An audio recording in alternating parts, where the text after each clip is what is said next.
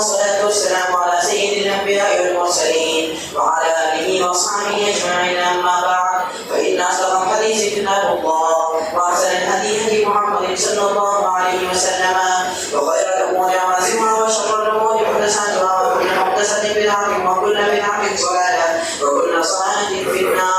وبالسند المتصل منا إلى الشيخ الإمام الإمام حافظ المجد أمير المؤمنين في الحديث أبي عبد الله محمد بن إسماعيل بن إبراهيم بن المغيرة بن بردزبة الجوفي الجمالي البخاري رحمه الله تعالى. اللهم انفعنا بعلومه وعلومه واجمعنا آمين يا رب العالمين. أنه قال: بسم الله الرحمن الرحيم. باب الفتيا وهو واقف على سائر الدابة وغيرها. بسم الله الرحمن الرحيم. الحمد لله رب العالمين، والصلاة والسلام على سيد المرسلين وعلى آله وأصحابه أجمعين. باب الفتيا وهو واقف على ظهر الدابة أو غيرها. بزرگوں اور بھائیوں، پردہ نشین ہماری مائیں اور بہنیں، یہ کتاب العلم، بخاری شریف کی کتاب العلم کی روایات ہمارے سامنے سے گزر رہی ہیں۔ کتاب العلم کا یہ باب نمبر 23 ہے، جس کا عنوان ہے باب الفتیا وهو واقف على ظهر الدابة أو غيرها۔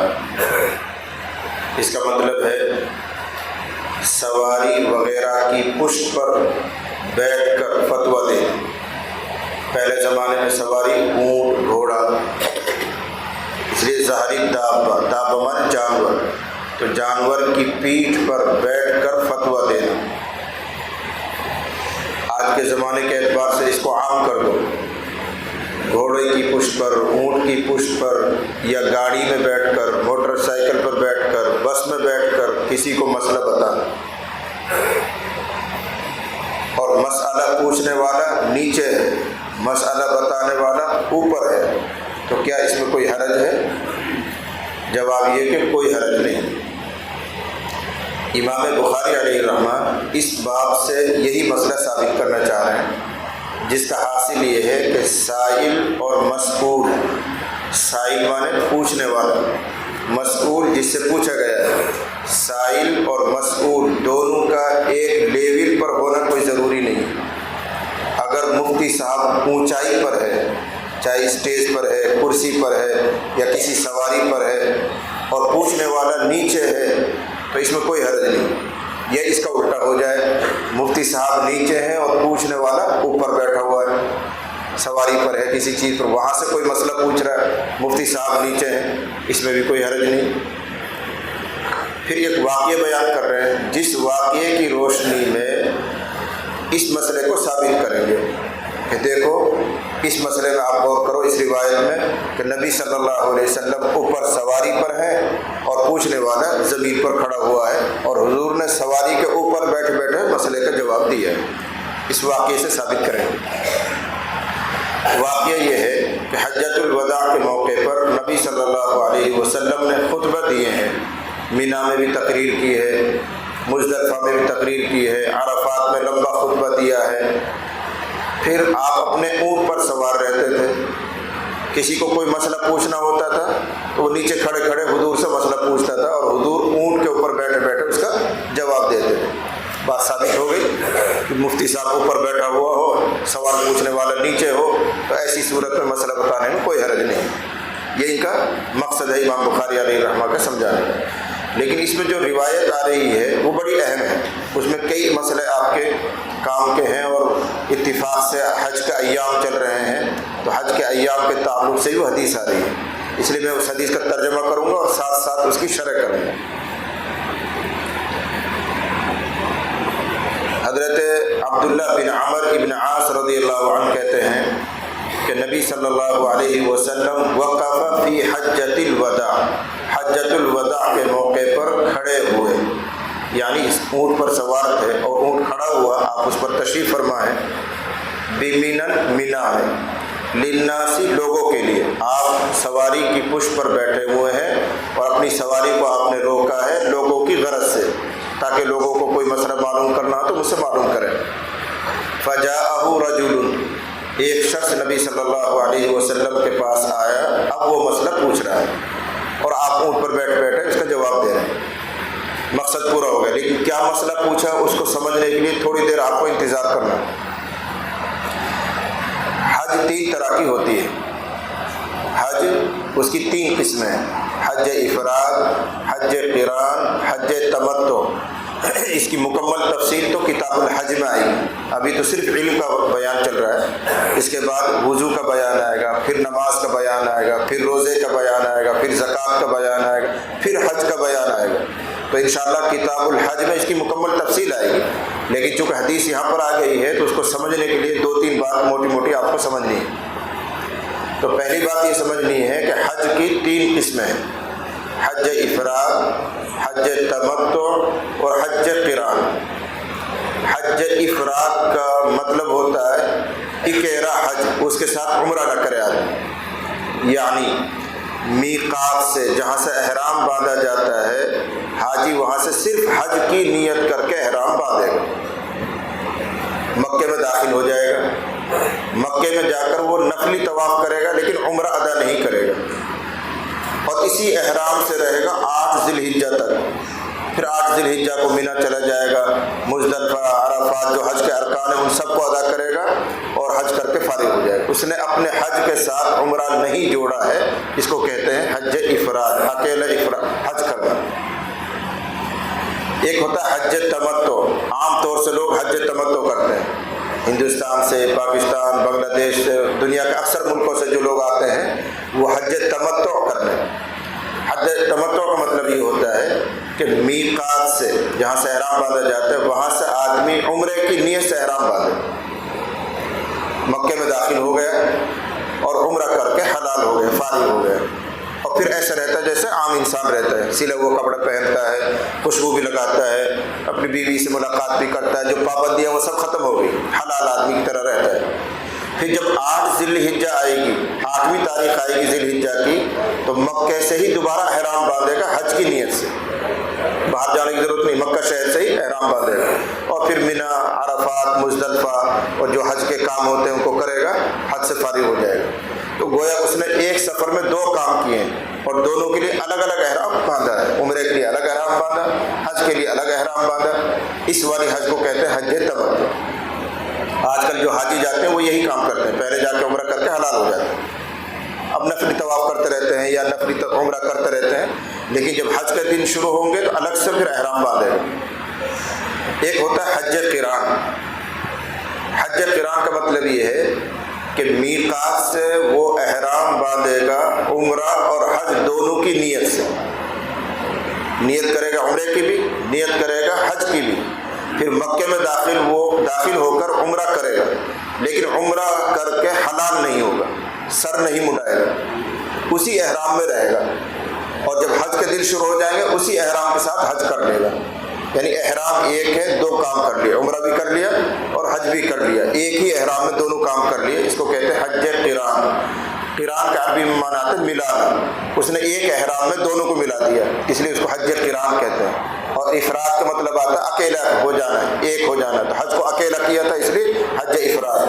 اور تمتع کے معنی آتے ہیں نفع اٹھانا، اس نے مزہ اڑایا، نفع اٹھایا، عمرہ بھی کر لیا، پھر حلال ہو گیا، پھر الگ سے احرام باندھ رہا، حج کر لیا، تو اس نے مزہ اڑایا ہے، اس لیے اس کو حج تمتع کہتے ہیں۔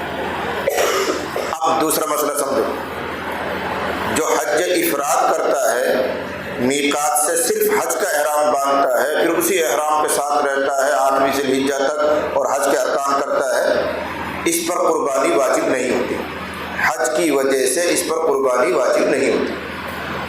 جو حج تمتع کرے گا یا حج قران کرے گا، اس پر حج کی وجہ سے مستقل ایک قربانی واجب ہو جائے گی، اس کو دم شکر کہتے ہیں اصل میں، کہ اللہ کا شکر ادا کرو، تم کو ایک ہی سفر میں 2 نعمتیں مل گئی، عمرہ بھی کر لیا، حج بھی کر لیا، چاہے الگ الگ احرام سے کیا ہو چاہے ایک احرام سے کیا ہو، اس لیے شکر ادا کرو، تو شکر کے لیے قربانی کرنی پڑتی ہے۔ لوگ مسئلہ بھی پوچھتے ہیں جی حج میں گئے ہیں وہ حج کی بھی قربانی کرے گا اور ہر سال جو کرنی پڑتی ہے وہ بھی کرے گا کیا؟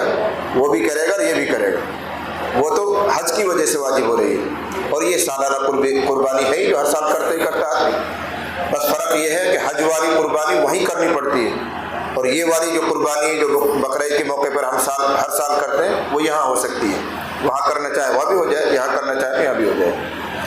تو حج افراد میں قربانی واجب نہیں ہے، حج قران اور تمتع میں قربانی واجب ہے۔ اب تیسرا مسئلہ سمجھو، جب 10ویں ذی الحجہ آتی ہے تو حاجیوں کو 10ویں ذی الحجہ میں 4 کام کرنے ہوتے ہیں، جو حج کر کا ہے وہ سمجھ جائیں، اور سب سے اہم دن یہ 10ویں ذی الحجہ کا ہوتا ہے، اس میں بہت زیادہ مشغولی رہتی ہے آدمی کو۔ پہلا کام کیا کرنا ہے؟ شیطان پیٹنا ہوتا ہے، اس کو رمی کرنا کہتے ہیں، عربی میں رمی کرنا، کنکری پھینک کر شیطان پہ مارتے ہیں، ہماری بیواتین کہتے ہیں شیطان پیٹنا۔ دوسرا کام ہے قربانی کرنا۔ تیسرا کام ہے سر مڈانا، سر کے بال اتروانا، چاہے چھوٹے کروائے یا بالکل گنجا ہو جائے وہ الگ مسئلہ ہے، لیکن سر مڈانا ایک تیسرا کام ہے۔ اور چوتھا کام ہے طواف زیارت، بیت اللہ کا طواف کرنا، پھر صفا مروہ کی سعی کرنا۔ یہ جو طواف زیارت ہے یہاں حج پورا ہو جاتا ہے، یہ آخری رکن ہے حج کا، آخری فرض ہے یہ۔ تو 10ویں ذی الحجہ کو 4 کام کرنے ہوتے ہیں، رمی یعنی شیطان پیٹنا، قربانی کرنا، سر منڈانا اور طواف زیارت کرنا، حج والا طواف کرنا۔ شروع کے جو 3 کام ہیں، سمجھ میں آ گیا کون سے؟ شیطان پیٹنا، قربانی کرنا، سر مڈانا، ان تینوں میں ترتیب واجب ہے، یعنی اسی ترتیب سے کام کریں گے، پہلے رمی پھر قربانی پھر سر مڈائی، اسی ترتیب سے کرنا واجب ہے، ان کو آگے پیچھے نہیں کر سکتے کہ پہلے قربانی کر لی پھر آ کر رمی کر لیں پھر بعد میں جا کے سر منڈوا لیں، یا پہلے سر منڈوا لیا پھر رمی کر لی، آگے پیچھے نہیں کریں گے، ان کو ترتیب سے کرنا ہی واجب ہے۔ اگر آگے پیچھے کر دیا تو دم واجب ہو جائے گا، الگ سے ایک قربانی اور واجب ہو جائے گی۔ اور جو چوتھی چیز ہے طواف زیارت، اس میں ترتیب واجب نہیں، اس کو پہلے بھی کر سکتے ہیں بعد میں بھی کر سکتے ہیں، یعنی 10ویں ذی الحجہ کو آدمی سیدھا خانہ کعبہ پہ گیا اور پہلے طواف کر لیا، پھر آ کر وہ رمی کر رہا ہے، قربانی کر رہا ہے، سر مڈا رہا ہے، کوئی بات نہیں، حج ہو جائے اور کوئی دم بھی واجب نہیں ہوگا، البتہ سنت کے خلاف۔ سنت یہی ہے پہلے ان 3 کاموں کو کرو پھر جا کے طواف کرو، لیکن اگر کوئی پہلے طواف کر لے تو حج ہو جائے گا، حج پر کوئی فرق نہیں پڑے گا، نہ کوئی جرمانہ واجب ہوگا، کوئی دم وغیرہ واجب نہیں ہوگا، بس ایک سنت کے خلاف کیا، چھوٹا موٹا سا گناہ ہوگا، ایسا نہیں کرنا چاہیے لیکن فرض ادا ہو گیا۔ یہ مسئلہ اچھی طرح یاد رکھو۔ تو شروع کے جو 3 کام ہیں ان میں آپس میں ترتیب واجب ہے، اور جو چوتھا کام ہے طواف زیارت، ان 3 اور اس چوتھے میں ترتیب نہیں ہے، ان کو ان سے پہلے بھی کر سکتا ہے طواف کو، بعد میں بھی کر سکتا ہے، جیسے چاہے کرے۔ جب یہ مسئلہ سمجھ میں آ گیا، آپ کو یہ چند باتیں سمجھ میں آ گئی، اب حدیث پر آؤ کہ نبی صلی اللہ علیہ وسلم اونٹ پر تشریف فرما ہے، ایک آدمی آتا ہے اور وہ کہتا ہے اے اللہ کے نبی مجھ سے بھول ہو گئی، مجھے خیال نہیں رہا، میں نے پہلے قربانی کر دی، حالانکہ پہلے کیا کرنا چاہیے تھا؟ شیطان پیٹنا چاہیے تھا، رمی کرنی چاہیے، مجھے یاد ہی نہیں رہا، میں نے جا کے پہلے شیطان پیٹ دیا، نہیں میں نے پہلے جا کے قربانی کر دی۔ تو نبی صلی اللہ علیہ وسلم نے فرمایا ارمی ولا حرج، اب جا کے رمی کر لے، کوئی بات نہیں۔ پھر ایک دوسرا آیا اور کہنے لگا اے اللہ نبی صلی اللہ علیہ وسلم مجھے خیال نہیں رہا، میں نے پہلے سر مڈا دیا، حالانکہ ابھی قربانی نہیں کی، اور سر مڈا دیا میں نے پہلے، ترتیب کیا تھی؟ پہلے قربانی پھر سر منڈوانا چاہیے تھا، اس نے پہلے سر منڈوا دیا، قربانی نہیں کی تھی، آپ نے فرمایا اب جا کے قربانی کر لیں، کوئی حرج نہیں۔ تو امام بخاری تو صرف اتنا سمجھانا چاہ رہے ہیں کہ حضور جس وقت فتویٰ دے رہے تھے اس وقت اونٹ کے اوپر بیٹھے ہوئے تھے اور پوچھنے والا نیچے کھڑا ہوا تھا، اوپر سے بیٹھے بیٹھے ہی آپ جواب دے رہے تھے، معلوم ہوا کہ اس میں کوئی حرج نہیں۔ ان کا مقصد تو صرف اتنا ثابت کرنا ہے، لیکن مسئلہ یہ چھڑ گیا اور حضور نے کیا فرمایا اگر تو نے یہ پہلے کر لیا تو اب وہ جا کے کر لے، کوئی بات نہیں، یہ کر لیا تو چل اب وہ کر لے، کوئی حرج نہیں۔ یہاں سے امام شافعی، امام مالک، امام احمد ان حضرات نے کہا کہ ان 3 کاموں میں ترتیب ضروری نہیں ہے۔ دیکھو حضور کوئی دم کا حکم نہیں دے رہے اور کیا فرمانا، چل غلطی ہو گئی کوئی بات نہیں، اب وہ جا کے کر لے، اب وہ دوسرا کام کر لے۔ اگر دم واجب ہوتا اور ترتیب ضروری ہوتی تو حضور اس سے کہتے جاؤ جرمانہ بھگتو، جاؤ قربانی کرو، دم دو، لیکن آپ نے نہیں فرمایا، بلکہ کیا کہا، افعل ولا حرج، افعل ولا حرج، جاؤ اگلا کام کر لو، جاؤ اگلا کام کر لو، اب کوئی حرج نہیں۔ اس سے ان حضرات نے یہ دلیل لی کہ پہلے 3 کاموں میں ترتیب ضروری نہیں ہے، بس ترتیب سنت ہے، کر لو بہت اچھی بات، نہیں تو آگے پیچھے کر سکتے ہو، وہ حضرات سمجھ رہے ہیں۔ لیکن ہمارے حضرت امام اعظم ابو حنیفہ رحمۃ اللہ علیہ کے نزدیک ترتیب واجب ہے۔ تو اب یہ سمجھ میں آ رہا ہے کہ یہ حدیث تو ہمارے خلاف ہے، اس حدیث میں تو حضور نے دم کے لیے نہیں کہا، تو ہمارے امام صاحب الٹا کیوں چلتا ہے؟ جواب یہ کہ کوئی الٹا نہیں چل رہا، سب سیدھے چل رہے ہیں۔ کیسے؟ یہ والی حدیث حضرت ابن عباس رضی اللہ عنہ سے بھی مروی ہے کہ نبی کھڑے ہوئے تھے، اونٹ پر بیٹھے تھے، ایک آدمی نے آیا، یوں سوال کیا، آپ نے کہا جا کوئی بات نہیں ہے، پھر دوسرا آیا، اس نے سوال کیا، ایسا کر دیا میں نے، آپ نے کہا کوئی بات نہیں اگلا کام کرو۔ یہ والی حدیث حضرت ابن عباس رضی اللہ عنہما سے بھی مروی ہے، اور خود حضرت ابن عباس کا فتویٰ یہ ہے، من قدم شیئا من حجہ او اخرہ فلیحرق لذلک دما، اعلاء السنن حدیث کی ایک بڑی کتاب، اس کا حوالہ ہے۔ تو حضرت ابن عباس کیا کہہ رہے ہیں، جس نے اپنے حج کے کاموں میں آگے پیچھے کر دیا تو اس کی وجہ سے اس کو دم دینا پڑے گا، حالانکہ انہی ابن عباس سے یہ حدیث منقول ہے۔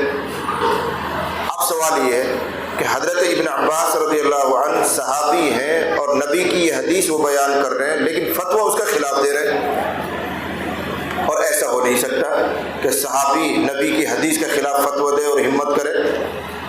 اس کا مطلب یہ ہے کہ ابن عباس رضی اللہ عنہ حضور کی اس حدیث کو بیان کرتے تھے اور اس کا وہ مطلب بھی صحیح سمجھتے تھے، اور اس میں اب تعویل کرنی پڑے گی۔ تعویل 2 ہے۔ پہلی تعویل یہ ہے، ہو سکتا ہے وہ سوال کرنے والا حج افراد کرنے والا ہو، مفرد ہو، اور مفرد پر قربانی واجب نہیں ہو۔ ابھی تو میں نے مسئلہ سمجھایا، ہو سکتا ہے وہ سوال کرنے والے کون تھے، مفرد، حج افراد کرنے والے، اور حج افراد کرنے والے پر قربانی واجب نہیں ہوتی۔ جب اس پر قربانی واجب نہیں ہے تو ایسا کر سکتا ہے کہ پہلے جا کے قربانی کر دی، اب رمی کر رہا ہے، اس لیے کہ وہ جو قربانی کرے گا وہ نفلی کرے گا۔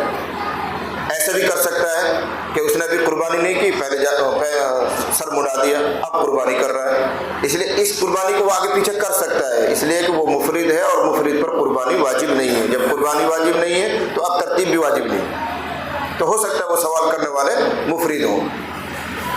اور دوسری تعویل یہ کریں گے کہ نبی صلی اللہ علیہ وسلم نے مینا میں، مزدلفہ میں، اس سے پہلے 1,24,000 جو صحابہ کرام تھے ان کو حج کی ترتیب باقاعدہ سمجھائی تھی کہ حج ایسا کرنا ہے، پہلے دن ہم مینا میں رہیں گے، وہاں فلاں فلاں کام کرنا ہے، پھر ہم لوگ عرفات جائیں گے، وہاں یہ کام کرنا ہے، پھر لوٹ کر مزدلفہ میں آئیں گے، یہ کام کرنا ہے، پھر 10ویں ذی الحجہ کو فلاں فلاں کام کرنا ہے۔ یہ ساری تفصیل حضور نے حج سے پہلے صحابہ کو سمجھائی، اور یہ بھی بتایا اس ترتیب سے یہ کام کرنا ہے کہ پہلے رمی کریں گے، پھر قربانی کریں گے، پھر سر مڑائیں گے، یہ ترتیب بھی ان کو سمجھائی۔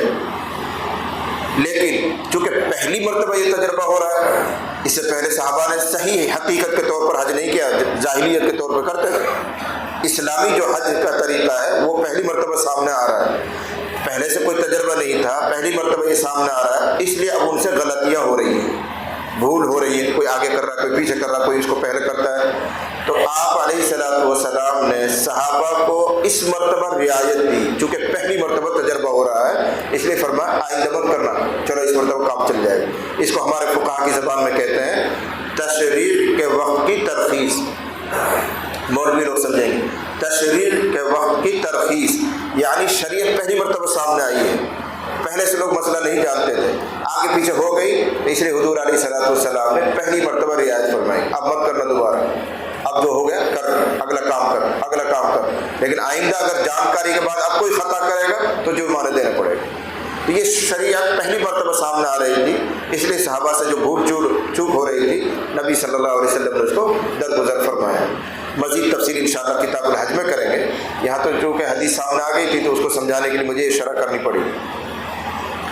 فجاءہ رجل، تو ایک آدمی حضور کی خدمت میں آیا اور جا کر کہہ رہا ہے لم اشعر، اے اللہ کے نبی مجھے خیال نہیں رہا، مجھے یاد نہیں رہا فحلقت قبل ان اذبح، میں نے قربانی کرنے سے پہلے سر مڈا لیا، حالانکہ پہلے مجھے قربانی کرنی تھی پھر سر مڈوانا تھا، الٹا کر دیا۔ تو آپ نے فرمایا اذبح ولا حرج، جاؤ اب قربانی کر لو، کوئی حرج نہیں۔ اس لیے ہو سکتا ہے وہ مفرد ہو، اور مفرد پر قربانی واجب نہیں، وہ پہلے کر سکتا ہے، بعد میں کر سکتا ہے۔ فجاء آخر، ایک دوسرا آیا، کہنے لگا لم اشعر، مجھے خیال نہیں رہا، فنحرت قبل ان ارمی، میں نے رمی کرنے سے پہلے قربانی کر دی، حالانکہ پہلے رمی کرنی چاہیے تھی پھر مجھے قربانی کرنی چاہیے تھی۔ اس کا مطلب یہ کہ صحابہ کو بھی معلوم تھا کہ ترتیب ضروری ہے، لیکن بے دھیانی میں الٹا پلٹا ہو گیا ہے، اس لیے آ کے مجبور ہو کر مسئلہ پوچھ رہے ہیں۔ اگر صحابہ کو یہ معلوم ہوتا کہ یہ ترتیب سنت ہے تو پریشان ہونے کی کیا ضرورت تھی؟ اس کا مطلب کہ پہلے ان کو ترتیب سکھائی گئی تھی، مضمون بتایا گیا تھا، پھر بھی بے خیالی میں الٹا سلٹا ہو رہا، اب مسئلہ پوچھنے کے لیے پریشان ہو کر آ رہے ہیں۔ آپ نے فرمایا ارمی ولا حرج، اب جا کے رمی کر لو، کوئی حرج نہیں ہے۔ فما سئل النبی صلی اللہ علیہ وسلم عن شیء قدم ولا اخر الا قال افعل ولا حرج، اس دن جو کچھ آپ سے پوچھا گیا میں نے یہ پہلے کر دیا، میں نے یہ بعد میں کر دیا، ہر ایک کے بارے میں آپ نے فرمایا افعل ولا حرج، افعل ولا حرج، کوئی بات نہیں، اگلا کام کرو اور کوئی حرج نہیں ہے۔ امام بخاری کا مقصد بہت تھوڑا سا ہے، بس اتنا کہ جس وقت حضور علیہ الصلوۃ والسلام یہ فتویٰ دے رہے تھے، اونچے بیٹھے ہوئے تھے، اونٹ پر سوار تھے، سوال کرنے والا نیچا تھا، تو اس میں کوئی حرج نہیں ہے کہ مفتی صاحب اوپر ہو، سوال کرنے والا نیچے ہو، یا اس کا الٹا ہو کہ مفتی صاحب نیچے ہیں اور سوال کرنے والا سواری پر بیٹھ کر سوال کر رہا ہے، تو جواب دیا جا سکتا ہے۔ یعنی سائل اور مسئول دونوں کا ایک لیول پر ہونا کوئی ضروری نہیں ہے، اوپر نیچے ہو سکتا ہے۔ جی وبه قال حدثنا اسماعيل قال حدثني مالك عن ابن شهاب عن يسار بن عبيد الله عن عبد الله بن عمرو بن العاص ان رسول الله صلى الله عليه وسلم وقف في حجة الوداع بمنام الناس يسألونه فجاءه رجل فقال لما شوف عنه قبل ان اسمع قال اسمع ولا حرج، فجاء اخر فقال لما شوف عنه قبل ان ارمي قال يبكي ولا حرج، قال فما سئل النبي صلى الله عليه وسلم عن شيء قدم ولا اخر الا قال افعل ولا حرج، باب من اجاب الفدية بشعر اليد والراس۔ امام بخاری علیہ الرحمہ چھوٹی چھوٹی باتوں پر باب قائم کرتے ہیں اور وہ جانکاری ضروری بھی ہے۔ اب باب لے کر آ رہے ہیں کہ کوئی مسئلہ اگر پوچھے آدمی تو مفتی صاحب کے لیے ضروری نہیں ہے کہ وہ بول کر ہی جواب دے، اشارے سے بھی جواب دے سکتے ہیں، لیکن اشارہ ایسا ہونا چاہیے جس کو آدمی سمجھ جائے۔ تو اس کو یوں مت کہو آپ بڑا متکبر گھمنڈی بولے بنا، یہ نہیں کہیں گے۔ اگر مفتی صاحب زبان سے بولے بغیر صرف اشارے سے جواب دے دے تو بھی جائز ہے۔ اس کے لیے حدیث لے کر آ رہے ہیں فلاں واقعے میں ایسا ہوا، فلاں واقعے میں ایسا ہوا، کہ حضور علیہ الصلوۃ والسلام بولے نہیں، صرف ہاتھ کے اشارے سے یا سر کے اشارے سے یا فلاں اشارے سے آپ نے جواب دے دیا، لیکن اشارہ ایسا ہونا چاہیے جس سے سامنے والا بات کو سمجھ جائے۔ اس کے لیے پہلے تو وہی حدیث لے کر آ رہے ہیں جو ابھی اوپر گزری ہے کہ آپ اونٹ پر تشریف فرماتے، ایک نے آ کر کہا کہ صاحب میں نے تو قربانی پہلے کر لی، رمی کی نہیں ہے، دوسرے نے آ کر کہا کہ میں نے سر منڈا لیا، قربانی کی نہیں، وہی اوپر والی روایت۔ تو اس موقع پر حضور علیہ الصلوۃ والسلام نے بعض لوگوں کو بولے بغیر صرف اشارے سے جواب دیا۔ کیا اشارہ کیا تھا وہ حدیث میں نہیں ہے، وہ حدیث میں نہیں ہے۔ اب کوئی اور محدث اس کو طے بھی نہیں کر سکتا کیا اشارہ کیا ہوگا، اندازہ کر سکتے ہیں۔ مثلا ایک آدمی کہہ رہا ہے اللہ کے نبی میں نے سر پہلے منڈا دیا، میں نے قربانی نہیں کی، تو اب زبان سے بول نہیں رہے حضور، تو کیا فرمائیں گے ہاتھ کے اشارے سے؟ یعنی اب قربانی کر لے جا، بولیں گے نہیں، تو اشارہ اگر کیا ہوگا تو کیا کیا ہوگا ایک اندازہ لگا سکتے ہیں ہم، کہیں طے نہیں ہے، کسی نے بتایا بھی نہیں کہ حضور نے یہ والا اشارہ کیا تھا، لیکن اندازہ کریں کہ ایک آدمی نے کہا اللہ کے نبی میں نے سر پہلے منڈوا لیا ہے، قربانی نہیں کی تھی میں نے، تو آپ کیا جواب دیں گے اشارے کے ذریعے؟ اگر جواب دیں گے جواب قربانی کر لو، یہی تو کہیں گے۔ تو اس طرح اشارے سے آپ نے جواب دیا ہوگا، یہ راوی کہہ رہے ہیں۔ جی وبه قال حدثنا موسى بن اسماعيل قال حدثنا وهيب قال حدثنا ايوب عن كلمة عن ابن عباس ان النبي صلى الله عليه وسلم سئل في حجته فقال ذبحت قبل ان ارمي قال فاومى بيده قال ولا حرج، وقال حلقت قبل ان اسمع فاومى بيده ولا حرج۔ دوسری حدیث لے کر آئے اس کا مضمون یہ ہے کہ نبی صلی اللہ علیہ وسلم نے ایک موقع پر ارشاد فرمایا، پیچھے روایت آ چکی ہے کہ قیامت کے قریب علم اٹھا لیا جائے گا، جہالت پھیل جائے گی۔ اور علم کیسے اٹھایا جائے گا یہ میں نے آپ کو سمجھایا تھا۔ اللہ تعالیٰ علم کو اٹھا لے گا بقبض العلماء، علماء کو اٹھا کر، جو حدیث کے، قرآن کے، فقہ کے ماہر ہوں گے، ایک ایک کر کے وہ دنیا سے جاتے رہیں گے، اور پھر کوئی ان کی لیول کا، ان کی سطح کا عالم پیدا نہیں ہوگا۔ پھر یہ دوسرے درجے کے جو عالم ہیں یہ بھی دنیا سے چلے جائیں گے، پھر کوئی تیسرا ان کے درجے کا پیدا نہیں ہوگا۔ اس طرح اللہ تعالیٰ اس علم کو آہستہ آہستہ اس امت سے اٹھا لے گا، اور پھر نوبت یہاں تک پہنچے گی کہ لوگ اپنا دینی رہبر اور سردار بنا لیں گے ان پڑھ لوگوں کو، جاہلوں کو، جو خود بھی گمراہ ہوں گے اور دوسروں کو بھی گمراہ کریں گے۔ اور اس کی شروعات ہو گئی ہے، میں بار بار کہتے رہتا ہوں، اس کی شروعات ہو گئی ہے۔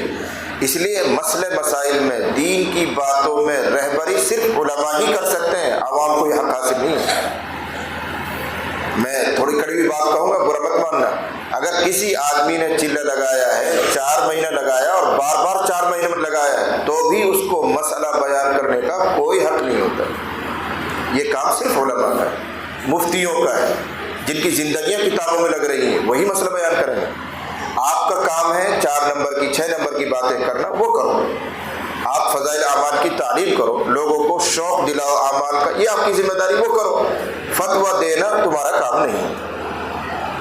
جب عوام فتویٰ دینا شروع کر دے گی تو دین بگڑے گا، پھر کچھ سے کچھ ہوگا۔ اس لیے مسئلے مسائل اتنے نازک ہیں، ذرا ذرا سے فرق سے مسئلہ بدل جاتا ہے، موقع محل کے اعتبار سے بھی مسئلہ بدل جاتا ہے، آدمی کی حیثیت اور شان دیکھ کے بھی مسئلہ بدل جاتا ہے۔ تو ایک مسئلہ ہر وقت کے لیے نہیں ہوتا ہے، ٹائم بدلنے سے، وقت بدلنے سے، آدمی بدلنے سے، اس کی حالت بدلنے سے مسئلے کی نوعیت بدل جاتی ہے۔ تو ایک مسئلے کو پکڑ کر بیٹھا رہو اور ہر جگہ وہی مسئلہ ٹھوکتے رہو تو دین بگاڑو گے۔ اس لیے جرأت نہیں کرنی چاہیے، اور اپنی ذمہ داری دوسرے کی طرف کر دینی چاہیے۔ بھائی میرا کام نہیں ہے، میں تو ایک سادہ آدمی ہوں، میں تو بہت کم پڑھا لکھا آدمی ہوں، میں تو میاں جی درجے کا آدمی ہوں، بھائی میرا کام نہیں، یہ تو علماء کا کام ہے، مفتیوں کا کام ہے، وہاں جا کے مسئلہ معلوم کرو۔ ورنہ تو آپ مسئلے کو بگاڑو گے، شریعت کو بگاڑو گے۔ اس لیے وہی چیز ہو رہی ہے۔ اب لوگ کوئی بھی کرتا پاجامہ والا دیکھتے ہیں، اسے سمجھے مولانا صاحب، اس سے مسئلہ پوچھیں گے اور وہ مسئلہ ٹھوک دے گا۔ میں نے پہلے بھی آپ کو بتایا تھا اپنا ذاتی تجربہ۔ میں عمرہ کرنے کے لیے گیا تھا، اور احرام کی 2 چادریں میں نے پہن رکھی تھی، احرام میں ہی تھا میں، اور میں نے ہاتھ میں گھڑی باندھ رکھی تھی، اور اپنے ہوٹل پہ جہاں میں نے قیام کیا تھا وہاں میں ناشتہ وغیرہ سے فارغ ہو رہا تھا، اور وہاں سے فارغ ہو کر اب عمرہ کرنے جاؤں گا، تو وہیں 2-4 پاکستانی بھی بیٹھے ہوئے تھے اسی ٹیبل پر۔ مجھے دیکھ کر کیا کہہ رہے ہیں، صاحب دیکھو احرام کی حالت میں گھڑی پہن رکھی ہے، حالانکہ جو احرام میں ہوتا ہے وہ تو مردے کی طرح ہوتا ہے، تو مردہ کہیں گھڑی تھوڑی پہنتا ہے، انہوں نے پہن رکھی ہے۔ حالانکہ مسئلے کے اعتبار سے گھڑی پہننے میں کوئی حرج نہیں ہے، حالت احرام میں گھڑی پہنی جا سکتی ہے۔ اب وہ بیٹھے بیٹھے فتویٰ ٹھوک رہے کہ جائز نہیں ہے، حرام ہے، دیکھو یہ احرام میں ہے، اور پھر بھی انہوں نے گھڑی پہن رکھی۔ حالانکہ تقاضا یہ تھا کہ وہ مجھ سے پوچھتے کیا آپ مولانا ہیں، یہ گھڑی پہننا جائز ہے یا نہیں ہے؟ اس طرح تحقیق کرنی چاہیے۔ اگر زیادہ پیٹ میں درد ہو رہا تھا تو، اگر زیادہ ہی پیٹ میں درد ہو رہا تھا تو تحقیق کر لینی چاہیے، ورنہ خاموش ہے۔ تو ہر ایک اپنا اپنا کام کرتا ہے۔ آج یہ اثر بات چیت چل رہی تھی، مولانا راشد صاحب سنا رہے تھے اپنا قصہ کہ ہم کسی گاؤں میں گئے تھے، عصر کی نماز کا وقت تو ہو گیا تھا لیکن اذان نہیں ہوئی تھی، عصر کی اذان نہیں ہوئی تھی لیکن وقت ہو چکا تھا، ہمیں سفر کرنا تھا، تو ہم نے کہا چلو اذان تو ہوتی رہے گی، ہم اپنی نماز پڑھ لیتے ہیں۔ تو 2-3 آدمی جو سفر میں تھے انہوں نے اپنی نماز پڑھنی شروع کر دی۔ ایک آدمی کونے میں بیٹھا ہوا تھا مسجد میں، 4 رکعت پوری کرنی بھاری کر دی اس نے۔ آج یہ کیسے ملا جی، ابھی اذان ہی نہ ہوئی، نماز ہی پڑھ رہا تھا، نماز کیسے ہوئے گی؟ چالو نماز ان کو فتویٰ دے رہا ہو۔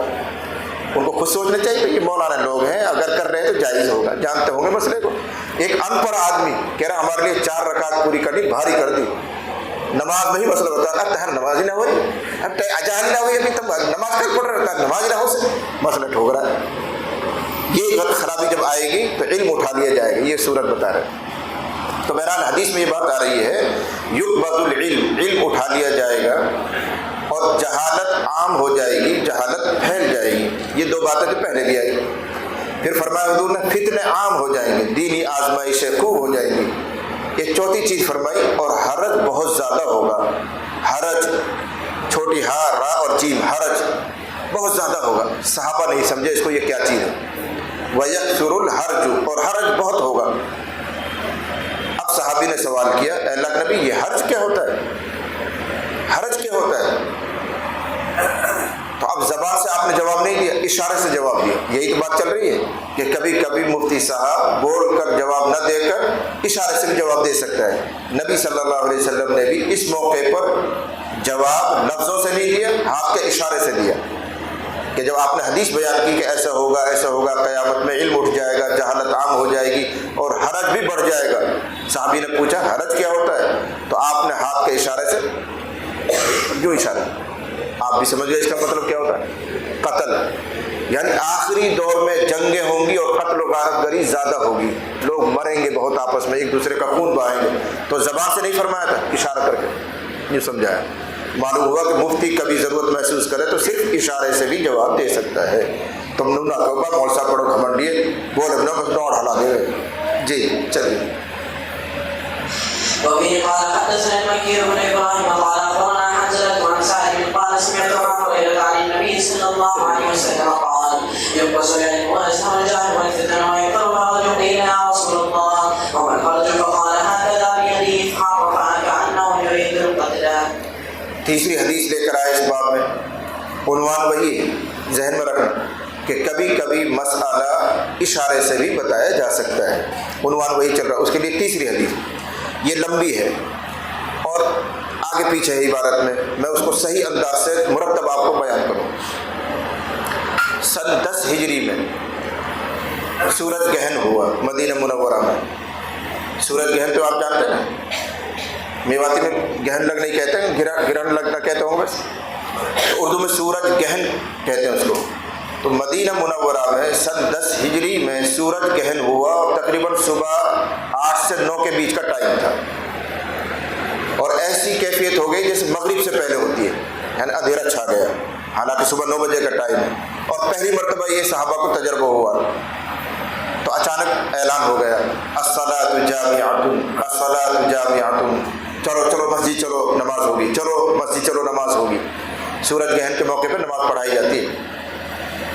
چنانچہ جنہوں نے سنا چلتے بنے مسجد میں آ گئے. اب ایک نئی سی بات ہوئی کہ اچانک اندھیرا ہو رہا ہے, سورج چھپ گیا ہے, تو لوگ حیران پریشان, جن کو معلوم ہوتا رہا وہ مسجد میں آتے رہے. اب ایک دم تو سب آئے نہیں ہوں گے, آگے پیچھے آ رہے ہیں. کچھ شروع میں آ گئے, کچھ بیچ میں آ گئے, کچھ بالکل اخیر میں آ گئے. انہی آنے والوں میں سے حضرت اسماء بنت ابی بکر, حضرت عائشہ رضی اللہ عنہا کی بڑی بہن. حضرت اسماء حضرت ابو بکر کی بڑی بیٹی ہے اور حضرت عائشہ رضی اللہ عنہا چھوٹی بیٹی ہے. حضرت اسماء بیان کر رہی ہیں کہ جب یہ صورتحال ہوئی تو لوگ دوڑ مسجد میں جا رہے تھے. حضور صلی اللہ علیہ وسلم نے نماز شروع کر دی, لوگوں نے نیت باندھ لی. اور مسجد کے دیوار سے لگا ہوا حضرت عائشہ کا کمرہ ہے, حجرہ عائشہ بالکل دیوار سے لگا ہوا. حضرت عائشہ رضی اللہ عنہا اپنے اس کمرے میں نبی صلی اللہ علیہ وسلم کی نماز کے ساتھ نیت کر کے اقتدا کر رہی ہیں, یعنی انہوں نے بھی وہاں نیت باندھ لی. اگرچہ دیوار بیچ میں ہے, کھڑکی ہے, دروازہ ہے, کمرے میں کھڑے سب کے ساتھ مل کر نیت باندھ لی حضرت عائشہ رضی اللہ عنہا نے. اب حضرت اسماء گھسی کمرے میں, حضرت عائشہ نے نیت باندھ رکھی ہے. حضرت اسماء پوچھ رہی کیا ہو رہا ہے, یہ اچانک سے اندھیرا ہوا اور سب لوگ دوڑ کے مسجد میں آ رہے ہیں, یہ حضرت عائشہ نیت باندھی ہوئی ہے. تو حضرت عائشہ نے پہلے کہا سبحان اللہ سبحان اللہ. میں کس طرح جواب دوں, میں نماز میں, تو مجھ سے بات کر رہی ہے. اس کو سمجھانا چاہ رہے ہیں. اور یہی طریقہ ہے, پہلے بھی شاید تفسیر میں نے آپ کو بتایا تھا کہ درمیان نماز میں اگر کوئی ضرورت پیش آ جائے, کس کو ضرورت پیش آ جائے, مقتدی کو یا امام کو, امام مقتدیوں کو آگاہ کرنا چاہے, مقتدی امام کو باخبر کرنا چاہے کسی ضروری بات پر, تو مقتدی سبحان اللہ کہیں گے, سبحان اللہ سبحان اللہ. یا امام مقتدیوں کو خبردار کرنا چاہ رہا چالو نماز میں, تو امام بھی سبحان اللہ کہہ سکتا ہے. آئیں گی حدیثیں آئیں گی انشاءاللہ, کتاب الصلاۃ میں واقعہ آئے گا. حضرت مغیرہ ابن شعبہ نماز پڑھا رہے تھے, کتاب الصلاۃ میں روایت آئے گی. اور پہلے قاعدے میں حضرت مغیرہ ابن شعبہ بیٹھے نہیں, بھول گئے, تیسری رکعت کے لیے ڈائریکٹ کھڑے ہو گئے. تو غلطی ہو رہی، تیسری رکعت کے لیے سیدھے کھڑے ہو گئے، اتحیات نہیں پڑھی، بھول ہو گئی۔ پہلے مسئلہ سمجھو، اگر کوئی قاعدہ اولا میں بھولے سے کھڑا ہو رہا ہے اور وہ ابھی صرف آدھی جگہ تک پہنچا ہے، قیام تک نہیں پہنچا ہے، تو بیٹھ سکتا ہے اور بیٹھ کر اتحیات پڑھے اور پھر 2 رکعت پڑھے، بعد میں سجدہ سہو کر کے نماز پوری کر لے۔ لیکن اگر کوئی آدمی اتحیات چھوڑ کر، قاعدہ اولا چھوڑ کر کھڑا ہو گیا، اب اس کو یاد آیا میری اتحیات رہ گئی، تو پھر واپس نہیں بیٹھنا چاہیے، اس کو آگے گاڑی چلاتے رہے، اخیر میں سجدہ سہو کر کے نماز پوری کر لے اگر کھڑا ہو گیا۔ حضرت مغیرہ ابن شعبہ نماز پڑھا رہے تھے اور قاعدہ اولا سے بھول کر کھڑے ہوئے اور اتنے کھڑے ہوئے کہ قیام میں پہنچ گئے۔ اب صحابہ کہہ رہے ہیں سبحان اللہ سبحان اللہ، بھائی امام صاحب کیا کر رہا ہے، قاعدہ اولا چھوڑ دیا تو نے، اتحیات چھوڑ دی۔ حضرت مغیرہ ابن شعبہ کہہ رہے ہیں اب دوبارہ ان کو جواب دے رہے ہیں سبحان اللہ، اب تم غلطی کر رہے ہو، مجھ سے تو جو غلطی ہونی تھی ہو گئی، لیکن میں پہنچ گیا قیام میں پہنچنے کے بعد اب بیٹھنے کا حکم نہیں ہے اور تم مجھے لقمہ دے رہے۔ تو دونوں مقتدی اور امام لگے پڑے، دونوں سبحان اللہ۔ مقتدی امام صاحب سے کہہ رہا بھائی کیا کر رہا ہے، قاعدہ اولا چھوڑ دیا، اور امام صاحب ان کو سمجھا رہے ہیں اب تم غلطی کر رہے ہو، میں قیام میں پہنچ گیا، میرے لیے لوٹنے کا حکم نہیں ہے۔ تو ایسی اگر ضرورتیں پیش آتی ہیں تو سبحان اللہ کہہ کے جواب دیا جاتا ہے، سمجھایا جاتا ہے۔ میں نے ایک لطیفہ آپ کو سنایا ہوگا، سورت میں ایک امام صاحب کے ذہن پہ کوئی ٹینشن رہی ہوئی، جیسے ہمارے امام صاحب کو تجربہ کبھی کبھی ٹینشن ان کو بھی ہو جاتی ہوگی، اور اماموں کو تو ہوتا ہی رہتا ہے کچھ نہ کچھ بیچاروں۔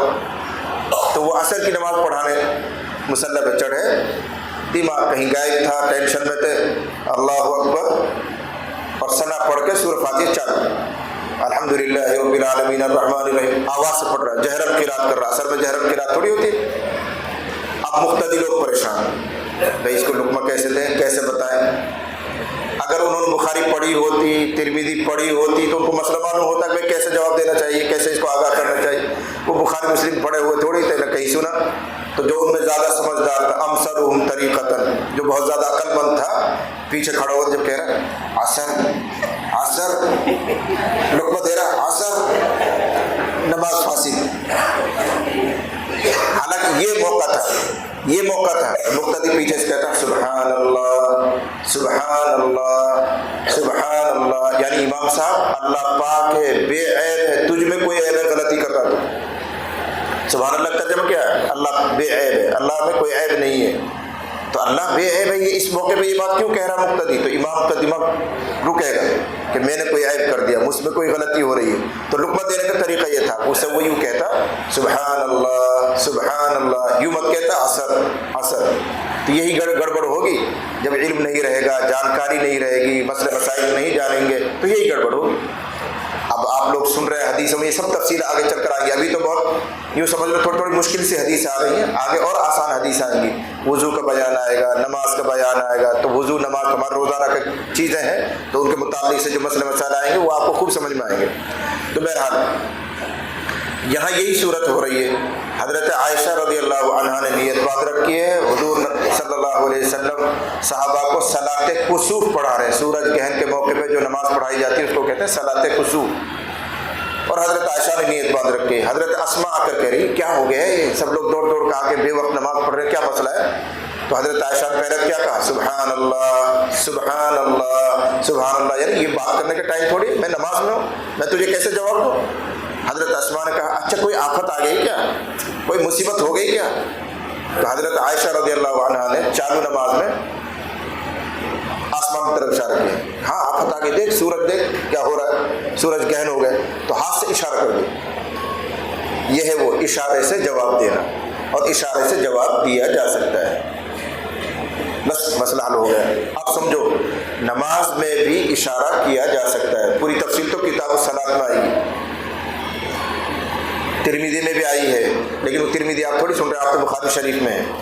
اگر کوئی آدمی اپنی نماز پڑھ رہا ہے، فرض کرو کوئی سنت پڑھ رہا ہے، کوئی اپنی نفل پڑھ رہا ہے، کچھ لوگ یہاں تعلیم کے حلقے میں بیٹھے ہوئے ہیں، کوئی مذاکرہ کر رہے ہیں، کچھ کر رہے ہیں، ایک آدمی نفل نماز پڑھ رہا ہے، اس کے سامنے سے سانپ آ رہا ہے، تو کیا کرے گا بتائیے؟ دو ہی باتیں، یا تو نماز توڑ کے بھاگے، تب ہو گئے تو نماز توڑ کے بھاگو گے، یا گھڑا سوپی جی کھڑے ہی رہے گا، اپنا آپ کٹوا لے گا سب سانپ سے، یہی ہوگا۔ نبی صلی اللہ علیہ وسلم نے اس بارے میں بھی ہدایت دی کہ سانپ بھی نہیں بھاگنا چاہیے اور نمازی کو نقصان بھی نہیں ہونا چاہیے. اگر یہ سانپ یہاں سے نکل گیا تو کسی اور کو نقصان پہنچائے گا.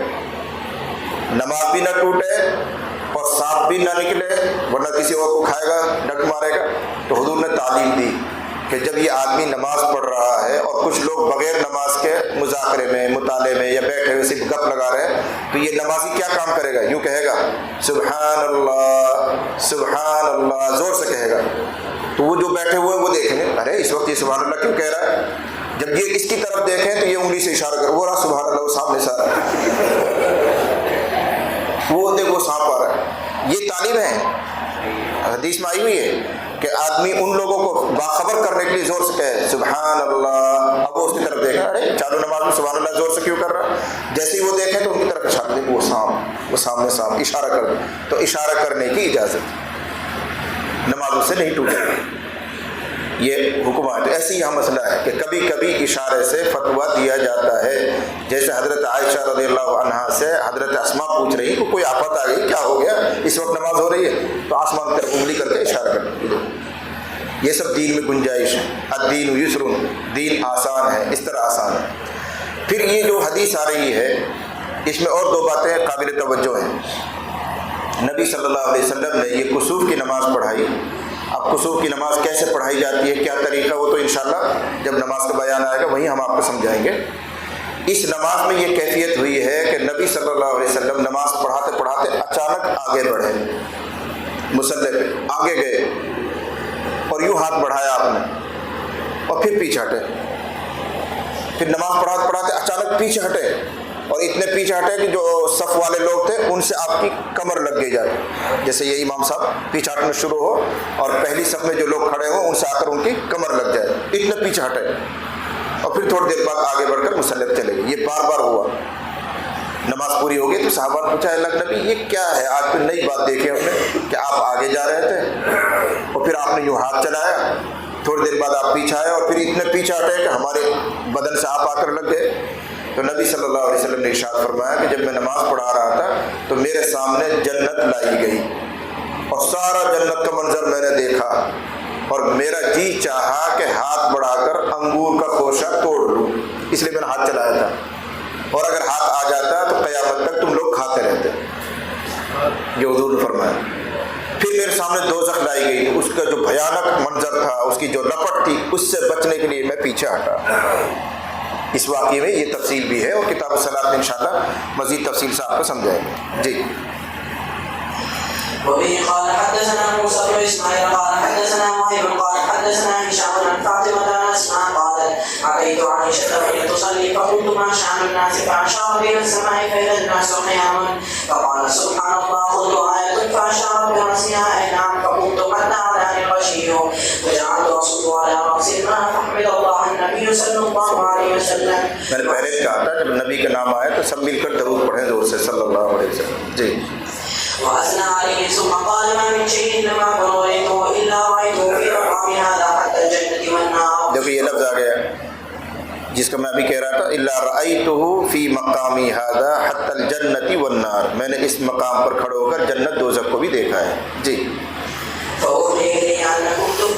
اب مزید اضافہ اس میں جو ہے وہ یہ ہے جو نماز پڑھا دی اور جو حالات پیش آئے وہ حضور نے سنا دیے. اب نماز سے فارغ ہونے کے بعد حضور صحابہ سے فرما رہے ہیں کہ ان قریب تم لوگ تمہاری قبروں میں مبتلا فتنہ کیے جاؤ گے, فتنے میں مبتلا کیے جاؤ گے, ایسے ہی جیسے دجال کا فتنہ لوگوں کے سامنے آئے گا. راوی کو بیچ میں شک ہے, مثلا فرمایا تھا یہ قریب فرمایا تھا, اس لیے عبارت میں دونوں لفظ آئیں گے, وہ تو طلباء کے لیے ہے. آپ صرف اتنا سمجھے کہ نبی نے فرمایا کہ ان قریب تم لوگ اپنی قبروں میں ایسے ہی فتنے میں مبتلا ہو جاؤ گے جیسے دجال کا فتنہ لوگوں کے سامنے آئے گا. یعنی دجال کا فتنہ بڑا بھیانک ہوگا, بڑا سخت امتحان لوگوں کو ہو رہا ہوگا. ایسے ہی ملتا جلتا سا فتنہ جب پیش آتا ہے جب آدمی قبر میں چلا جاتا ہے. کیا فتنہ پیش آتا ہے کہ آدمی کو دفن کیا گیا, کرام کاتبین سامنے آ جاتے ہیں, کرامن کاتبین یا منکر نکیر کہہ لو, منکر نکیر سامنے آ جاتا ہے. ہمارے اردو محاورے میں منکر نکیر کہتے ہیں. اور یاد رکھو یہ آدھا مضمون ہے. مبشر اور بشیر بھی سامنے آتے ہیں. جیسے منکر نکیر سامنے آتے ہیں، ایسے ہی مبشر اور بشیر یہ دو فرشتے ہیں. اگر کوئی آدمی دیندار ہوتا ہے، نیک اور صالح ہوتا ہے، اس کے پاس جو فرشتے آتے ہیں ان کو کہتے ہیں مبشر بشیر. خوشخبری دینے کے لیے آئیں گے، نرمی سے بات کریں گے، اس کو تسلی دے کے جائیں گے، ڈرنا مت، آگے بھی تیرے لیے ایسی آسانی ہے. اس لیے ان کو کہیں گے مبشر اور بشیر. اور جو منافق ہوتا ہے، کافر ہوتا ہے، بددین ہوتا ہے، فاسق ہوتا ہے، اس کے پاس جو فرشتے آتے ہیں وہ ڈراؤنی شکل میں آتے ہیں، نیلی نیلی آنکھیں، بھیانک صورت ہے. اس لیے ان کا نام پڑا منکر نکیر. ان کو کہتے ہیں منکر نکیر اور ان کو کہتے ہیں مبشر اور بشیر. یہ آدھا مضمون ہمارے ذہن میں آدھا نہیں ہے. پوری بات یوں ہے، جو فاسق قسم کے لوگ ہیں ان کے سامنے فرشتے بھیانک شکل میں آتے ہیں، اس لیے ان کو منکر نکیر کہا جاتا ہے. جو اچھے لوگ ہوتے ہیں ان کے پاس وہ شریفانہ صورت میں آئیں گے اور تسلی کی بات کہہ کے جائیں گے، گھبرانا مت، اب سو جاؤ، تمہیں کوئی پریشانی نہیں ہے. اس لیے ان کو مبشر اور بشیر کہتے ہیں. بہرحال جب یہ فرشتے سامنے آئیں گے تو وہ آ کر چند سوالات کریں گے. سارے مسلمان جانتے ہیں. پہلا سوال یہ ہوگا کہ ما دینک، تیرا دین کیا ہے؟ جانتے ہیں، سارے مسلمان جانتے ہیں. اس میں جو تیسرا سوال ہے وہ ہے، اس کو سمجھنا ہے کہ وہ فرشتے مردے سے پوچھیں گے ما تقول فی ھذا الرجل، تم اس شخصیت کے بارے میں کیا کہتے ہو؟ اس شخصیت سے مراد ہے نبی صلی اللہ علیہ وسلم کی ذات.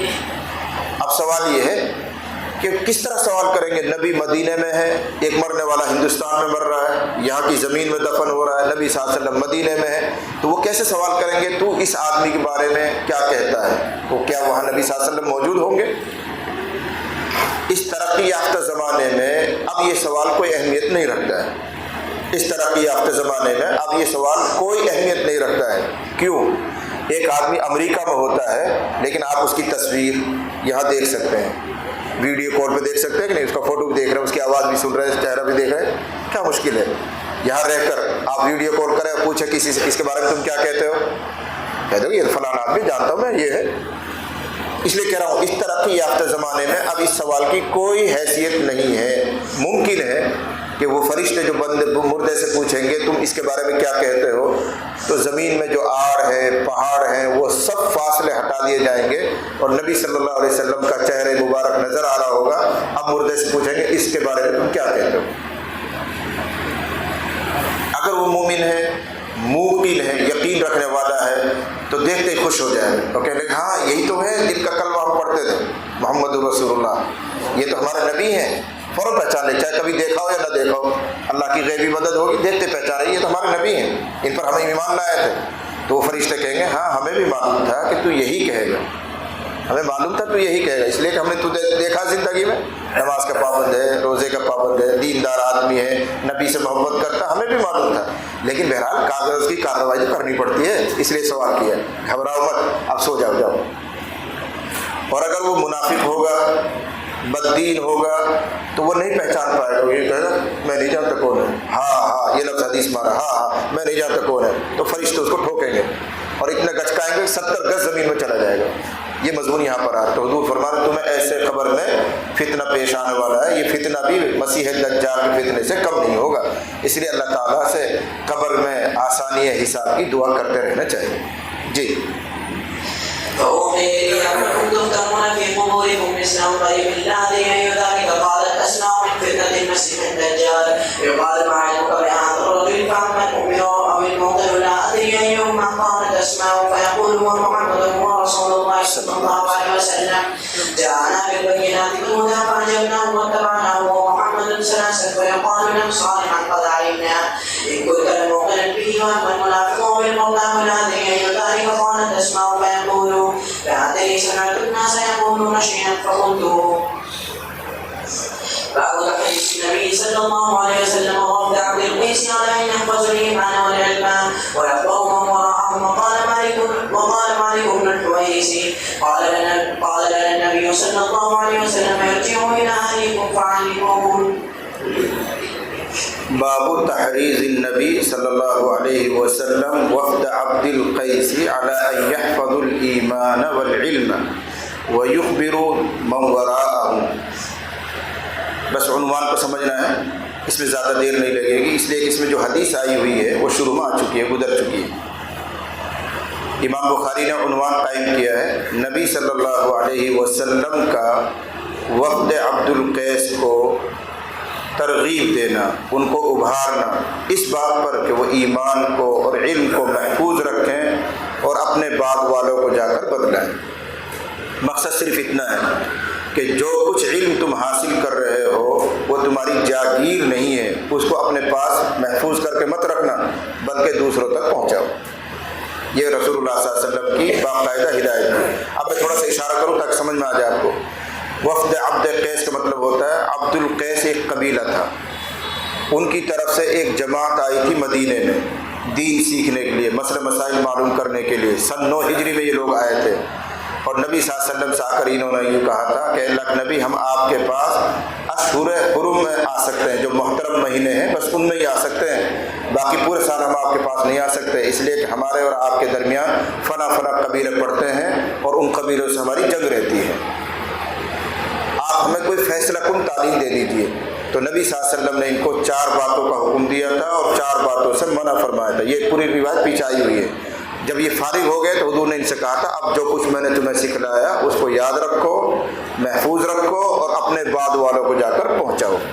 بس اس جملے سے امام بخاری کہہ رہے ہیں کہ جو کچھ بھی علم تمہیں کہیں سے مل رہا ہے، چاہے کتاب پڑھ کر یا سبق میں بیٹھ کر یا علماء کی صحبت میں رہ کر، جو کچھ علم تمہارے پاس آ رہا ہے اس کو صرف اپنی جیب میں مت رکھو بلکہ دوسروں تک اس کو پہنچاؤ، یہ تمہاری ذمہ داری بن جاتی ہے۔ پیچھے بھی آیا تھا الا فلیبلغ الشاہد الغائب، جو تم میں موجود ہیں وہ غائب لوگوں تک اس کو پہنچاتے ہیں۔ یہ سبق اس باب سے دینا چاہ رہے ہیں۔ اس میں ایک ٹکڑا نیا آ رہا ہے بس، باقی پوری روایت پیچھے آئی ہوئی ہے، اس لیے میں نہ اس پر کوئی کلام کروں گا، صرف عبارت پڑھی جائے گی۔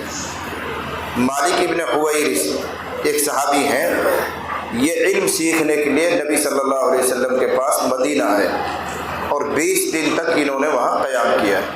نبی صلی اللہ علیہ وسلم پاس ٹھہرے، یہ بھی تھے، ان کے بھائی بھی تھے، 1-2 آدمی اور تھے۔ 20 دن انہوں نے قیام کیا۔ 20 دن کے بعد ان کو اپنا گھر یاد آنے لگ گیا۔ جماعت میں جاتے ہو تم لوگ چلے میں تو 10-20 دن بعد جھٹ گھر والی بھی یاد آنے لگ جائے، بالک بھی یاد آنے لگ جائے، محلے کے دوست بھی یاد آنے لگ جائے۔ تو ایسے ہی ان کے ساتھ ہوا، مدینے میں آئے، 20 دن قیام کیا، اب ان کو اپنے گاؤں یاد آ رہا ہے، بچے یاد آ رہے ہیں، بیوی یاد آ رہی۔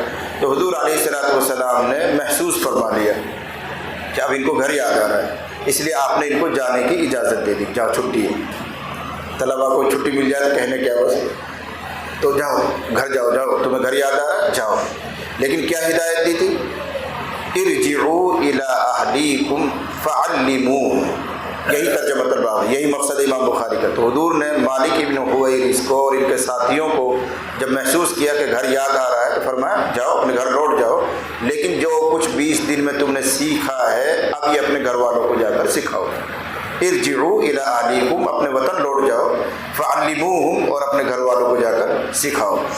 یہی ہمیں بھی کرنا چاہیے کہ جو کچھ مسئلے مسائل ہم سیکھتے ہیں سنتے ہیں اس کو اپنے گھر میں جا کر پہنچائیں۔ ان مستورات کا، ان عورتوں کا بھی حق ہوتا ہے، ان تک دین پہنچانا یہ ہماری ذمہ داری ہوتی ہے۔ جماعت میں جا کر، علماء کے بیان میں جا کر، مجلسوں میں بیٹھ کر بہت سی دین کی باتیں ہمیں معلوم ہو جاتی ہیں، تو مذاکرہ ہونا چاہیے، جا کر ان کو بتانا چاہیے آج یہ مسئلہ آیا تھا، آج دین کی یہ بات آئی تھی، آج یہ فضیلت والا عمل آیا تھا، یہ آپ کی اور ہماری ذمہ داری بن جاتی ہے۔ جی وبه قال حدثنا محمد بن بشار قال حدثنا منذر قال حدثنا شعبة عن ابن جمرة قال كنت أترجم بين ابن عباس وبين الناس فقال إن وفد عبد القيس أتوا النبي صلى الله عليه وسلم فقال من الوفد ومن القوم؟ قالوا ربيعة قال مرحبا بالقوم وبالوفد غير خزايا ولا ندما. قالوا إنا نأتيك من شقة بعيدة وبيننا وبينك هذا الحي بالكفار وزراء ولا نستطيع أن نأتيك إلا في شهر حرام فمرنا بأمر نخبر به من وراءنا ندخل به الجنة. فأمرهم ب4 ونهاهم عن 4 أمرهم بالإيمان بالله وحده. قال هل تدرون ما الإيمان بالله وحده؟ قالوا الله ورسوله أعلم. قال شهادة أن لا إله إلا الله وأن محمدا رسول الله وإقام الصلاة وإيتاء الزكاة وصوم رمضان وتعطوا الخمس من المغنم ونهاهم عن الدباء والحدب والمزفة. قال شعبة وربما قال النظير وربما قال المغير. قال احفظوه وأنبهوا من وراءكم. باب الرحلة في المسألة النازلة. اچھا اچانک پیش آمدہ مسئلے کی دریافت کے لیے سفر کرنا، یہ عنوان ہے۔ اچانک کوئی مسئلہ پیش آ گیا اور قریب میں، بستی میں، محلے میں کوئی مسئلہ بتانے والا نہیں ہے، تو لوگوں کو چاہیے کہ اس ایک مسئلے کی تحقیق کے لیے بھی سفر کر کے جائیں۔ پیچھے آپ نے پڑھا بخاری شریف میں آ چکا ہے، امام بخاری علیہ الرحمہ نے تھوڑے تھوڑے فاصلے سے 2 باب قائم کیے تھے۔ ایک باب کے ذریعے یہ سمجھایا تھا علم حاصل کرنے کے لیے اگر سمندری سفر کرنا پڑے تو وہ بھی کرو، اگرچہ سمندر کا سفر پر خطر ہوتا ہے، لیکن علم ایک ایسی چیز ہے کہ اس کے لیے آپ یہ خطرہ مول لے سکتے ہیں۔ پھر آگے چل کر ایک باب قائم کیا تھا کہ طلب علم کے لیے خشکی کا سفر بھی کرنا چاہیے، پھر وہاں واقعہ سنایا تھا میں نے آپ کو۔ اب یہ کہنا چاہ رہے ہیں، ایک تو ہوتا ہے علم حاصل کرنا، پوری قرآن سیکھنے جا رہا ہے کوئی آدمی، کوئی مستقل کوئی کتاب پڑھنے جا رہا ہے، وہ تھا۔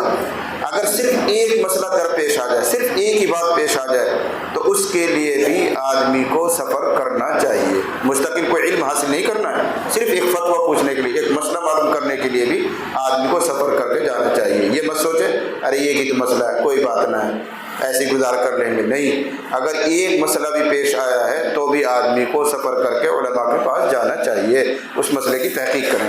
اس میں ایک واقعہ آ رہا ہے، میں ترجمے کے ذیل میں اس کو سنا دوں گا۔ جی۔ وبه قال حدثنا محمد بن مقاتل ابو الحسن قال اخبرنا عبد الله قال اخبرنا عمر بن سعيد بن ابي مسعود قال حدثني عبد الله بن ابي مليكه عن عقبه بن الحارث۔ حضرت عقبہ ابن حارث ایک صحابی ہیں، انہوں نے نکاح کیا، شادی کی۔ ابو احاب نام کا کوئی شخص ہے، ابو احاب، اس کی بیٹی سے انہوں نے نکاح کیا۔ جب نکاح ہوا تو محلے میں شہرت ہو گئی، ولیمہ ہوا ہے، لوگوں کو پتہ چلا کہ بھائی شادی ہوئی ہے۔ تو ایک حبشن عورت، کالے رنگ کی عورت، حبشہ کی رہنے والی، تو حبشن کہیں گے اس کو، تو ایک حبشن عورت آئی اور وہ کہنے لگی تم دونوں کا نکاح صحیح نہیں، تم تو آپس میں بہن بھائی ہو، بچپن میں نے تجھے بھی دودھ پلایا، اس کو بھی دودھ پلایا، یعنی تم کو لڑکے سے کہہ رہی میں نے تجھے بھی دودھ پلایا، اس کو بھی دودھ پلایا، تو تم تو دونوں دودھ شریک بہن بھائی ہو، تم دونوں نے میرا دودھ پیا ہے، تمہارا نکاح کیسے ہو سکتا ہے؟ حضرت عقبہ بن عامر رضی اللہ عنہ اس مسئلے سے پریشان ہوئے تو مستقل سفر کر کے مدینہ آئے ہیں اور حضور علیہ الصلوۃ والسلام سے مسئلہ معلوم کیا۔ مقصد پورا ہو گیا امام بخاری کا۔ دیکھو ایک مسئلہ پیش آیا تھا، نکاح میں شک پیدا ہو گیا، اس لیے چل کر مدینہ آئے۔ یہی ہمیں اور تمہیں کرنا چاہیے کہ جب کوئی مسئلہ پیش آ جائے، کوئی شک پیدا ہو جائے تو تحقیق کے لیے اپنے بڑوں کے پاس جانا چاہیے۔ امام بخاری کا مقصد اتنا ہے۔ لیکن اب مسئلہ سمجھو کہ اگر کوئی عورت اکیلی 2 جوڑے کے بارے میں، لڑکا اور لڑکی کے بارے میں یہ کہہ دے کہ تم دونوں کو تو میں نے دودھ پلا رکھا ہے، تمہارا نکاح کیسے ہو سکتا ہے، تو کیا ایک عورت کی بات مانی جا سکتی ہے؟ تو حضرت امام احمد ابن حنبل رحمۃ اللہ علیہ فرماتے ہیں اگر وہ کہنے والی مرضعہ ہے، مرضعہ خود دودھ پلانے والی ہے اور وہ اپنے بارے میں کہتی ہے کہ میں نے تم دونوں کو دودھ پلایا ہے، تو اکیلی عورت کی بات مان لی جائے گی اور ان دونوں کا نکاح کل عدم ہو جائے گا، الگ الگ کر دیا جائے گا، ان دونوں کو میاں بیوی بنا کر نہیں رہنے دیا جائے گا۔ یہ امام احمد کہتے ہیں۔ حضرت امام مالک اور امام شافعی وہ یہ کہتے ہیں کہ گواہی کے لیے جو معیار ہے وہی ہونا چاہیے، یعنی 2 مرد ہوں یا 1 مرد 2 عورتیں ہوں یا پھر 4 عورتیں مل کر گواہی دیں کہ ہاں ان دونوں کو فلاں عورت نے دودھ پلایا، تو پھر ان دونوں کا نکاح نہیں ہوگا۔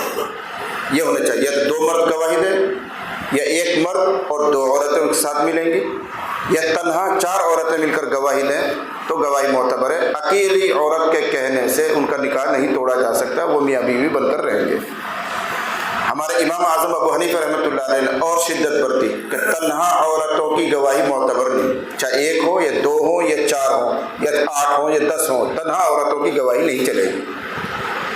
2 مرد ہوں وہ گواہی دیں کہ ہم گواہی دیتے ہیں فلانی عورت نے ان دونوں کو دودھ پلایا، یا 1 مرد اور 2 عورتیں اس کے ساتھ مل کر گواہی دیں تو مسئلہ بن سکتا ہے، گواہی مان لی جائے گی۔ باقی تنہا عورتیں مل کر اگر گواہی دیں تو مسئلہ نہیں بنے گا اور اس عورت کو یہ مرد اور عورت دونوں میاں بیوی بن کر رہ سکتے ہیں۔ اب آپ غور کریں آگے کیا ہوا۔ جب حضرت عقبہ بن عامر پہنچے جا کر مدینہ اور انہوں نے جا کر کہا لکھ نبی ایسا ایسا ہے کہ میں نے فلاں عورت سے نکاح کیا ہے اور جب ہمارے نکاح کی شہرت ہوئی تو اب ایک کالی عورت آ رہی ہے اور وہ یوں کہتی ہے کہ میں نے تم دونوں کو دودھ پلا رکھا ہے، تم تو بہن بھائی ہو، تمہارا نکاح کیسے ہو گیا؟ تو نبی صلی اللہ علیہ وسلم نے اپنا چہرہ گھما لیا یوں کر کے، جواب نہیں دیا۔ وہ بے چین تھے، پریشان تھے، کھڑے ہو کر دوسری طرف آئے، پھر کہا اے اللہ کے نبی، ایک عورت ہے اور وہ یوں کہہ رہی ہے کہ میں نے تم دونوں کو دودھ پلایا ہے اور وہ جھوٹ بولتی رہتی ہے۔ اوپر سے یہ کہا عقبہ ابن عامر نے وہ جھوٹی بھی ہے۔ تو حضور علیہ السلام پھر چہرہ پھیر لیا، پھر مجبور ہو کر انہوں نے کہا اللہ کے نبی میرا مسئلہ یہ ہے کہ ایسا ایسا نکاح ہوا ہے اور ایک کالی عورت ہے اور وہ جھوٹ بولتی رہتی ہے اور یوں کہہ رہی ہے کہ میں نے تم دونوں کو دودھ پلایا۔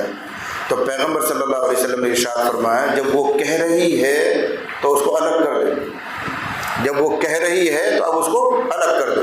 امام احمد بن حنبل رحمۃ اللہ علیہ کہتے ہیں دیکھو ایک عورت کے کہنے کی وجہ سے حضور علیہ السلام نے ان دونوں کو الگ کر دیا، معلوم ہو کہ ایک عورت کی بات مان لی جائے گی۔ لیکن سوال یہ ہے وہ عورت تھوڑی آئی تھی یہاں کہنے کے لیے، وہ حضور کے سامنے تھوڑی پیش ہوئی ہے۔ فرق سمجھ رہے ہیں؟ یہاں مسئلہ معلوم کرنے کون آیا تھا؟ عقبہ بن عامر آیا۔ اور شہادت جب مانا جاتا ہے جب قاضی کے سامنے آ کر کوئی کہے، اس عورت نے حضور کے سامنے آ کر یہ بات نہیں کہی ہے۔ یہاں حضور علیہ السلام نے ان دونوں کو الگ کروایا ہے، وہ اس بنا پر کروایا ہے کہ شک پیدا ہو گیا، اور متقی آدمی کا کام یہ ہے کہ وہ شک والے کام کو نہ کرے۔ دع ما یریبک الی ما لا یریبک، یہ حدیث آئے گی آگے چل کر۔ اسی سے کہتے ہیں علماء کہ تقوی الگ چیز ہے، فتویٰ الگ چیز ہے۔ فتوے کے اعتبار سے یہ دونوں میاں بیوی ہیں، اس لیے کہ گواہی نہیں بن پا رہی ہے، دو عورتیں چار عورتیں نہیں ہیں یا دو مرد نہیں ہیں، دو مرد ایک عورت، اس طرح کوئی نصاب جو شہادت کا وہ نہیں بن پا رہا ہے، تو نکاح تو ان کا مان لیا جائے گا، لیکن شک پیدا ہو گیا۔ اور تقویٰ کا تقاضا یہ ہے کہ شک والی چیز کو بھی چھوڑ دینا چاہیے، اس لیے نبی صلی اللہ علیہ وسلم نے ان دونوں کو الگ الگ کروا دیا۔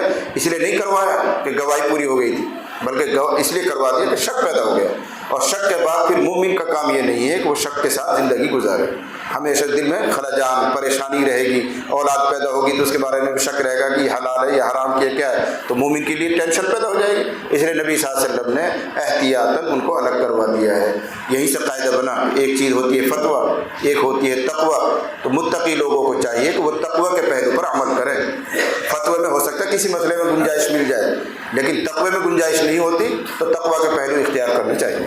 جی أنه تزوج ابنة لأبيها بابن عزيز، فأتته امرأة فقالت إني قد أرزقت عقبة التي تزوج بها، فقال له عقبة ما أعلم أنك أرزقته ولا أخبرتني، فركب إلى رسول الله صلى الله عليه وسلم بالمدينة فسأله، فقال رسول الله صلى الله عليه وسلم كيف وقد قيل، فقال عقبة ونكحت زوجا غيره۔